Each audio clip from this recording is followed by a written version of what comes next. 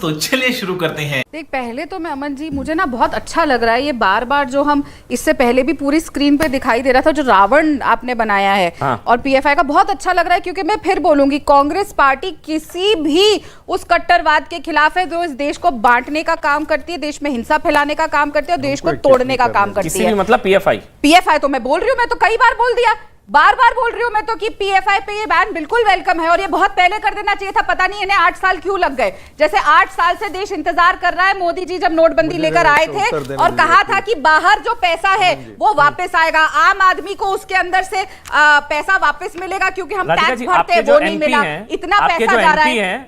के सुरेश जी वो कह रहे हैं कि ये मेजॉरिटी कम्युनलिज्म है, पीएफआई पर बैन सांप्रदायिक है। के सुरेश आपके एमपी हैं, वो गलत कह रहे हैं। देखिए, मैंने अधीर रंजन चौधरी जी वो गलत कह रहे हैं। देखिए अमन जी, जो बयान मैंने पढ़ा नहीं है, मैं अभी उस पर टिप्पणी करूंगी नहीं, लेकिन मैंने उनका ये बयान जरूर पढ़ा था और टीवी पे देखा था जब वो कह रहे थे कि आरएसएस को भी बैन करना चाहिए। मैंने यहाँ पे यशवंत शिंदे का नाम लिया, मैं दोबारा लूंगी, और क्योंकि वो कल ही उनकी सुनवाई है केस की और उन्होंने साक्षात सबूत और एफिडेविट, जो एक आदमी 25 साल से संघ का कार्यकर्ता संघ में रह के काम कर रहा है और उसने ये बताया है कि बॉम्ब बनाना सिखाया गया, तो उसके ऊपर जांच मांगना क्या बुराई है? मुझे क्यों नहीं है? रागी जी, आप जवाब दे दीजिए। मैं अभी भी जी हैरान हूं, मुझे हैरानगी है। राधिका जी, पूर्व प्रधानमंत्री स्वर्गीय इंदिरा गांधी जी गलत थी, पूर्व प्रधानमंत्री स्वर्गीय सम्मानीय नेहरू जी गलत थे जब मतलब आतंकवादी संगठन को गणतंत्र दिवस की परेड में बुलाया था उन्होंने।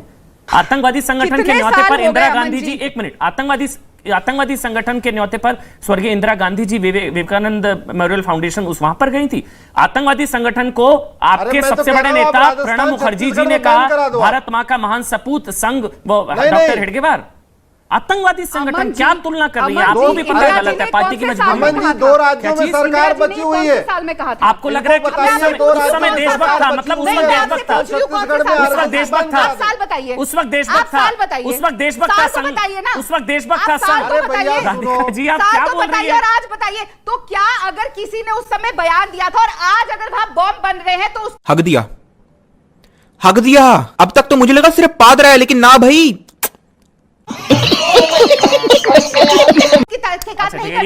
ये जवाब रागी जी देंगे। उस वक्त अच्छा था। 50-55 साल आपकी सरकार थी, आपने आरएसएस को बैन क्यों नहीं कर दिया? शायद वो सबूत सामने नहीं आए हो तब, उनको नहीं पता। आज तो संघ के लोग बता रहे हैं, संघ के प्रमुख कहते हैं हम 3 दिन में आर्मी खड़ी कर देंगे, लेकिन आज सीआईएसएफ, हमारी देश की सीआईएसएफ, जिसको देश के लोगों की रक्षा करनी चाहिए, वो लगा दी। राधिका जी, सीधी सी बात बोलूं मैं आपको, राधिका जी, मैं आपसे पूछता हूँ एक चीज, मैं आपसे पूछता हूँ, अमन जी, यहाँ पर अश्विनी उपाध्याय बैठी है, मेरी बात सुनिए, यहाँ पर अश्विनी उपाध्याय बैठे हैं, यहाँ पर शुभ्रास्ता जी बैठे हैं, मेरी बात सुनिए, एक मिनट रुकिए, मेरी बात सुनिए ना, एक मिनट, राधिका जी आराम से, राधिका जी आराम से, राधिका जी, यहाँ पर अश्विनी उपाध्याय बैठे हैं, यहाँ पर शुभ्रास्ता बैठी है, यहाँ पर रागी जी बैठे हैं।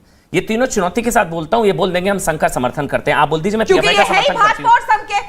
आप बोल दीजिए मैं पीएफआई का समर्थन करती हूँ। अमन जी, आपका भी आप बोल दीजिए मैं पीएफआई का समर्थन करती हूँ। मैं क्यों करूंगी? मैं ऐसे तो कोई ड्रॉ नहीं है ना, आप समझिए मैं क्या कह रहा हूँ। बहुत क्लियर कर दूं, काम करो, 2 राज्यों में आपकी सरकार है, प्रॉब्लम में तब भी पे भारी मैं आपको चुनौती देता हूँ। 2 राज्यों में आपकी सरकार है, राजस्थान छत्तीसगढ़ में, आप आरएसएस पे बैन लगा दो।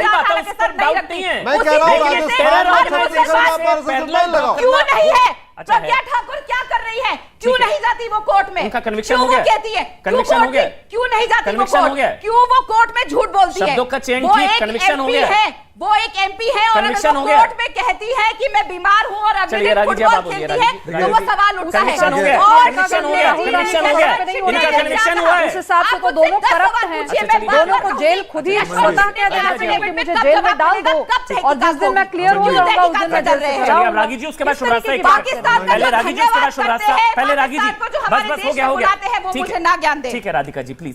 अरे राहुल गांधी, सोनिया गांधी, प्रियंका गांधी तीनों बेल पे हैं। रॉबर्ट वाड्रा बेल पे, राहुल गांधी बेल पे, सोनिया गांधी बेल पे। राधिका एक minute, Radhika let me handle please, अच्छा लगेगा। अब तक अच्छी डिबेट हो रही थी भाई, टाइम कम है, ऑडियो बंद, अच्छी डिबेट हो रही थी, ऐसे नहीं करते, लड़ना नहीं, आराम से। रागी जी आप बोलिए, पैरेलल ड्रॉ क्यों नहीं होगा भाई? देखिए, वो कह रही है राधिका जी। देखिए 40 सेकंड आपके, फिर शुभ्रास्ता। बिल्कुल। देखिए, इमरान मसूद जिन्होंने कहा नरेंद्र मोदी की बोटी हत्या कर दो, उनको इन्होंने उपाध्यक्ष बनाकर के चुनाव की जिम्मेदारी दी।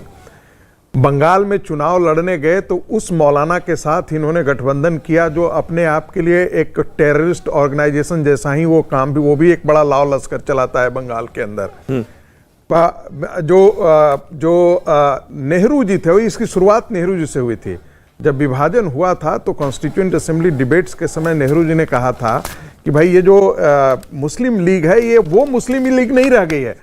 पहली बार इन्होंने मुस्लिम लीग के साथ जाकर के गठबंधन किया था, केरला के अंदर गठबंधन किया था और जस्टिफाई क्या किया था कि भाई ये वो मुस्लिम लीग नहीं है।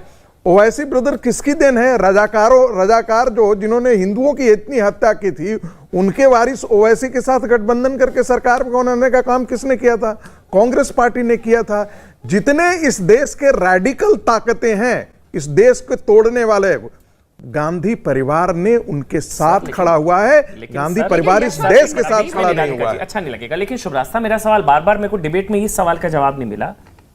पीएफआई को बचाने से क्या एक वर्ग विशेष वोट दे देगा? ये तो इम्पॉसिबल है शायद, या मैं गलत हूं? अरे भाई, तो बाटला इनकाउंटर पर श्रीमती सोनिया गांधी रो क्यों रही थी? शुभ रास्ता बीच में नहीं, कोई नहीं बोलेगा। शुभ रास्ता आप बोलिए, या मैं गलत हूं? शुभ रास्ता, फिर अब आ रहा हूं अश्विनी जी। अमन जी, नहीं, आप गलत नहीं हैं, आप गलत नहीं हैं और इस देश में कोई गलत नहीं है। देश में गलत वो लोग हैं जिनके एडवाइजर्स चरमपंथी विचारधारा के लोग हैं। देश में आज समस्या ये है कि ऑपोजिशन खुद जनता की आवाज नहीं सुनना चाहती।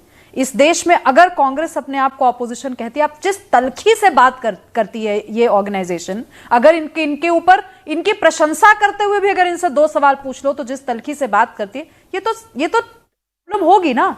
अब जो एग्जांपल्स दिए रागी जी ने, ये बात सच है। कैसे कैसे लोग कांग्रेस में कहां बैठे हुए हैं, इसको लेकर के तो सवाल उठाए जाएंगे। आप भाजपा पे सवाल उठाइए, मुझे उससे कोई लेना देना नहीं है। मैं देश की जनता हूं, मुझे कोई फर्क नहीं पड़ता कांग्रेस किस नेता पे क्या कह रही है और भाजपा के कौन से नेता कांग्रेस के किस नेता को क्या कह रहे हैं। लेकिन जो चीजें पाक साफ हैं वो है कि चरमपंथी मुस्लिम चरमपंथियों को कांग्रेस पार्टी ने इंस्टीट्यूशनल प्रश्रय दिया है। आज जिन लोगों के साथ राहुल गांधी भारत जोड़ो या तोड़ो, जो भी यात्रा इन्हीं के यहां कंफ्यूजन है, जोड़ो है या तोड़ो है, जिस यात्रा पे निकले, जिन लोगों के साथ वो खड़े हैं, एक एक फोटो आप पे अगर परेशानी हो रही है लोगों को, अगर कंट्रोवर्सी हो रही है, ये तो आत्ममूल्यांकन का समय है ना भाई कि हम किन लोगों से घिरे हुए हैं।